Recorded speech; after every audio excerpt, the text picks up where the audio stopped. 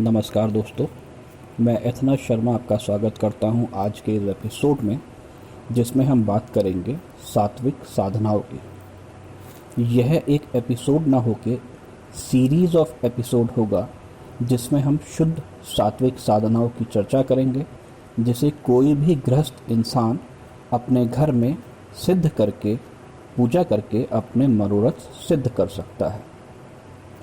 प्रश्न आता है कि सात्विक सिद्धियां या साधनाएं तामसिक साधनाओं और सिद्धियों से कैसे अलग होती हैं या भिन्न होती हैं। तो इसका उत्तर यह है कि सात्विक साधनाएं आपके कर्म के अनुसार आपको फल देती हैं, अर्थात इसमें आपके कर्मों के उत्तम से उत्तम फल, आपके चुने हुए प्रारब्धों के फल आपको मिलते हैं।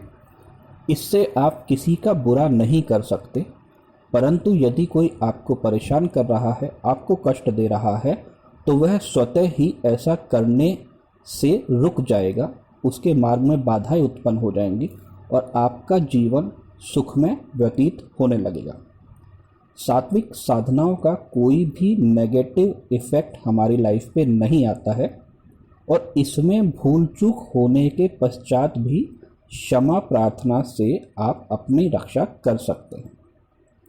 इस सीरीज में सबसे पहली जो साधना की बात हम करेंगे वह है सिद्ध कुंजिका स्तोत्र की साधना। सबको पता है कि दुर्गा माता की सप्तशती सर्वोत्तम मानी गई है सभी तरह के षट कर्मों और मनोरथ पूर्ति के लिए, परंतु दुर्गा सप्तशती कीलित है, बिना उत्कीलन के वह फल नहीं देती और उसकी साधना अत्यंत कठिन और जटिल है। ऐसे में कलयुग के अंदर सिद्ध कुंजिका स्तोत्र का पाठ भी सप्तशती के पाठ के बराबर ही फल देने वाला माना गया है। कुछ जगह यह भी कहा गया है कि सप्तशती पाठ के बाद भी यदि सिद्ध कुंजिका स्तोत्र का पाठ नहीं किया जाए तो उसके फल नहीं मिलते। आज हम इस सिद्ध कुंजिका स्तोत्र की साधना के बारे में जानेंगे, जो कि आप अपने घर में कर सकते हैं। यह साधना 9 दिन की होती है। किसी भी मंगलवार या शुक्रवार से यह साधना आप आरंभ कर सकते हैं। मंगलवार वैसे हम हनुमान जी का मानते हैं, परंतु ज्योतिष में मंगल दुर्गा या शक्ति का स्वरूप का दिन माना जाता है। इसी तरह से शुक्रवार भी शक्ति के स्वरूप का दिन माना जाता है। इन 2 दिनों में आप शक्ति साधना की शुरुआत कर सकते हैं। याद रखें, यह शुक्ल पक्ष के होने चाहिए। सात्विक साधनाएं कृष्ण पक्ष में नहीं होती हैं। समय रात्रि के 10 बजे के बाद का या 11 साढ़े 11 के बाद का भी हो तो अति उत्तम माना जाता है, क्योंकि रात्रि के समय शक्ति का परचम लहराता है, यानी रात्रि के समय शक्ति अपने तीव्र तेज पे होती है। इस साधना के लिए आपको स्वयं भी लाल वस्त्र धारण करने हैं और माता के आसन पे भी लाल वस्त्र ही बिछाने हैं। यह सबको पता है कि माता को लाल रंग बहुत प्रिय है और लाल रंग शक्ति का भी प्रतीक होता है।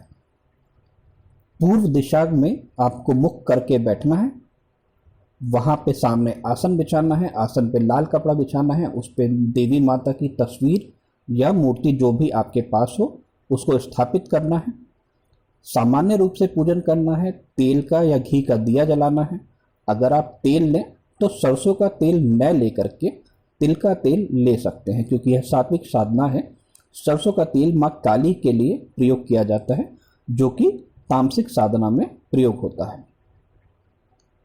इसके पश्चात जो भी मिठाई नैवेद्य आपको माता को चढ़ानी है वो पहले से ही इंतजाम करके रखें।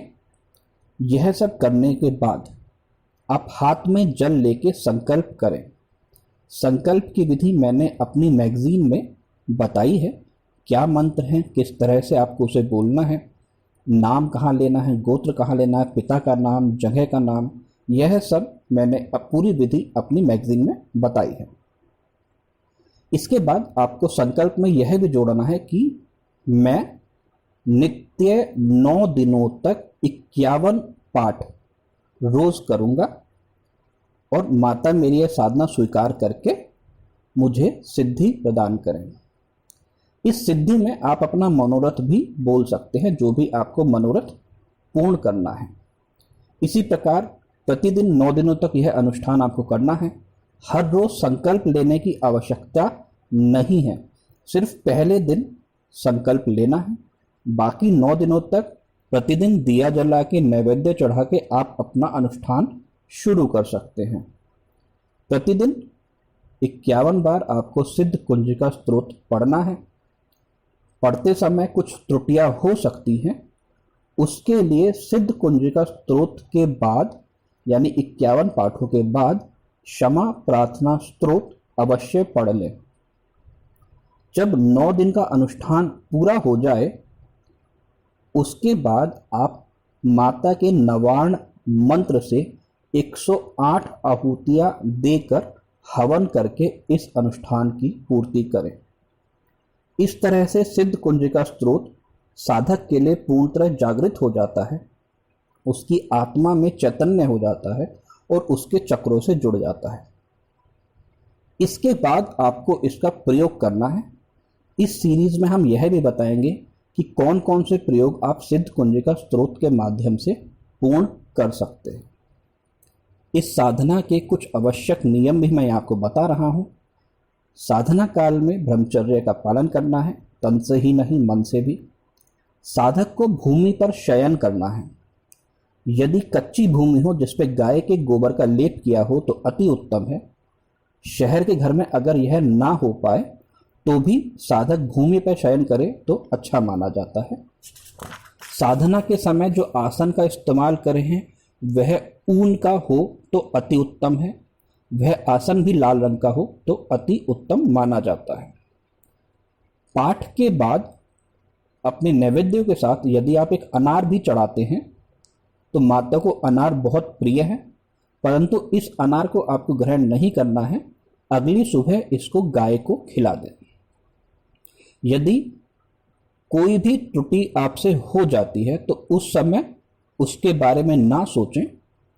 क्षमा प्रार्थना करते समय उसके बारे में सोच के क्षमा मांग सकते हैं माता जी से। यह सात्विक है तो आपको ज़्यादा चिंता करने की ज़रूरत नहीं है। साधना के दौरान या साधना के बाद आपको जो भी फल मिलते हैं, जो भी आपके एक्सपीरियंस होते हैं, ऑब्जर्वेशन होती है, उसको गोपनीय रखना है, किसी को बताना नहीं है।